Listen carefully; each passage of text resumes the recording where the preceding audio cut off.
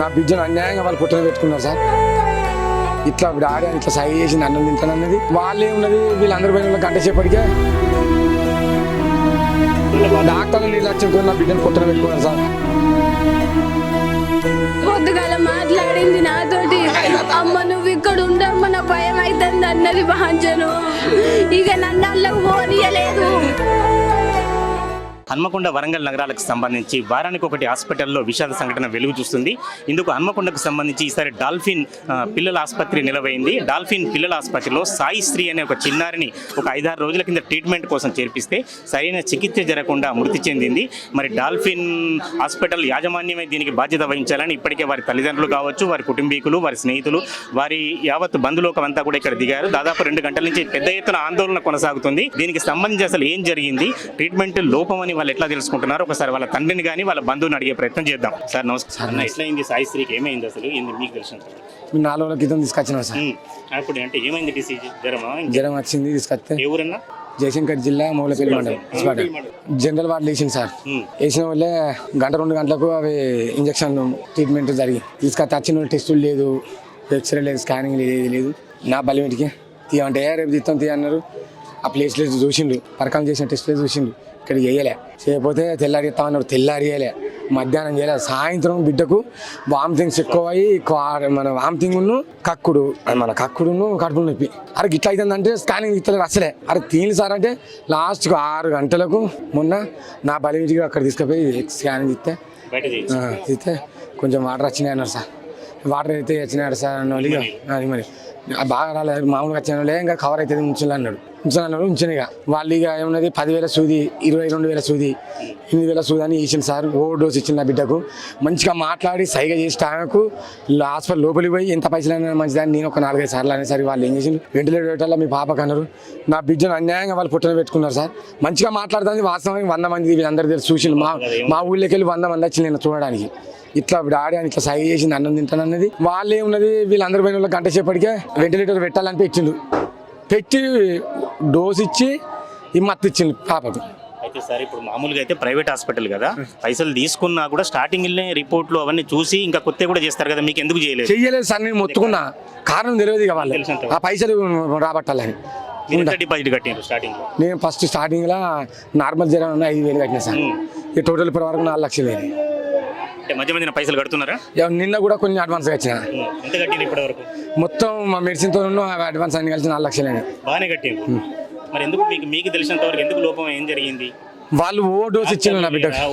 ఇక ఇంకోటి సారి హైలైట్ ఇద్దరు మంచిగా రాసుకోండి. నేను నమ్మకనే పొద్దున ఇక టిఫిన్ చేసిన వాళ్ళ పైకి పోయినాం సార్. పైకి పోయిన వాళ్ళు వాళ్ళు చూడనిత్తలేరు. నేనే మెల్లగా పరద ఉంటుంది, పరద సారికి పోయి ఆ గేట్ కాడ ఉంటాయని మెల్లగా రిక్వెస్ట్ చేసి పోయి నేను చూస్తే పోయినా సార్. పోయి మెల్ల పరదనికి ఇట్లా అనేసరికి ఈ శ్వాస అనేది వెంటిలేటర్ పెట్టిన వెంటిలేటర్ అన్నా కొట్టుకోవాలి ఎప్పటికీ.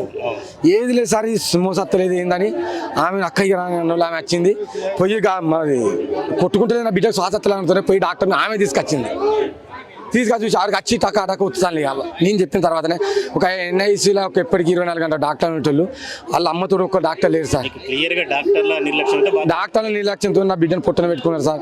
చాలా మంది అన్నా కూడా నేను ఈయన ఉంచిన, కొందరు అన్నారు దొంగ హాస్పిటల్ వేరే కాడికి పొమ్మన్నారు కానీ నేను పోలేదు. సార్ ఇది మొత్తం మీద ఇది హాస్పిటల్ అనేది ఇది మొత్తం మూతపడాలి. ఇది ఇది ఇది హాస్పిటల్ మూతపడాలి. నా సొంత ఇబ్బంది రావద్దు దయచేసి. వాడిని హాస్పిటల్లో వీడిని అరెస్ట్ చేసి వీడిని జైలు తీసుకుపోయాది. అయినప్పటి నుంచి ఎవరైనా వచ్చిన మీ దగ్గరికి పోలీసులను అది చేసుకొని పోలీసులు వచ్చింది. పోలీసులే మొదలు వచ్చి ఏమని చేయాలని మొత్తం మమ్మల్ని ఆగం చెప్తాను సార్.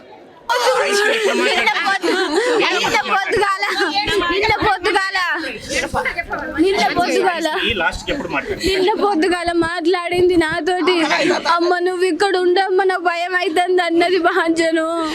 ఇక నన్ను అల్లకు పోనీయలేదు. ఈ మందులు ఎత్తనమన్నారు, ఏ మందులు వేయలేదు నా బిడ్డకు. నా మా ఆయనను పోనీయలేదు, నన్ను పోనీయలేదు, పోయిన చుట్టాలని చూడనియలేదు, ఎవ్వలని రానిత్తలేరు. అందుకు నా బిడ్డ నాగం చేసిర్రు బాంచను.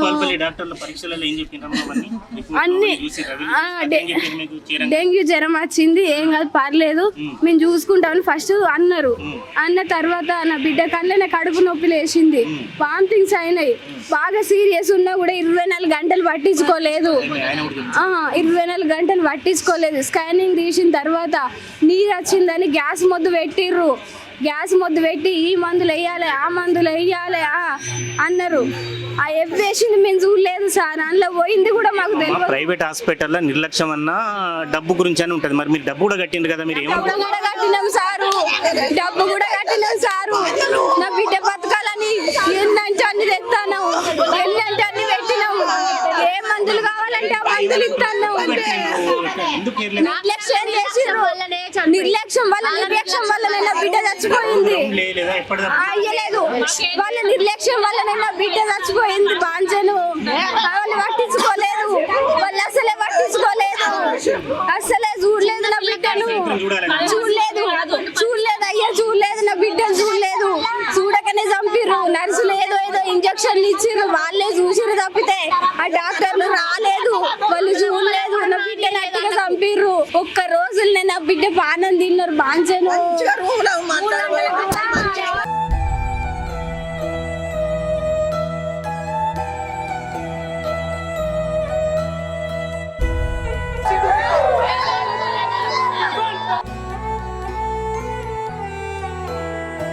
నా బిడ్డను అన్యాయంగా వాళ్ళు పుట్టన పెట్టుకున్నారు సార్. ఇట్లా డాడీ అని ఇట్లా సై చేసి అన్నం తింటానన్నది. వాళ్ళే ఉన్నది, వీళ్ళందరి పైన గంట సేపటికే డాక్టర్లు నిర్లక్ష్యంతో నా బిడ్డను పుట్టన పెట్టుకున్నారు సార్. పొద్దుగాల మాట్లాడింది నాతోటి, అమ్మ నువ్వు ఇక్కడ ఉండమ్మ నా భయం అవుతుంది అన్నది బాంచను. ఇక నన్ను అల్లకు పోనీయలేదు.